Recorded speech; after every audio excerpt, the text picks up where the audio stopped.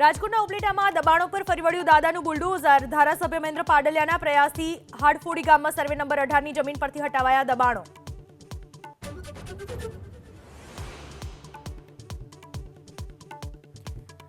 આરોગ્ય વિભાગની વધુ એક બેદરકારીનો પર્દાફાશ। ખેડાના મહેમદાવાદની વેદ સ્પેશિયાલિટી હોસ્પિટલ પતરાના શેડમાં ચાલતી હોવા છતાં પ્રધાનમંત્રી જન આરોગ્ય યોજના હેઠળ કરાય એમ્પ્લાન્ટ।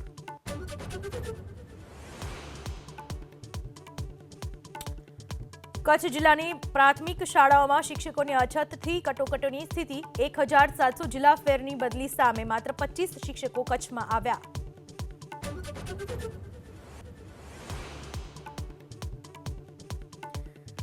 3 કરોડથી વધુના હાઇબ્રિડ ગાંજા સાથે મોરબીના શખ્સની અમદાવાદની વટવા પોલીસે કરી ધરપકડ। થાઇલેન્ડથી ગાંજો લાવ્યાની કબૂલાત। 2 મહિલા સામે પણ નોંધાયો ગુનો।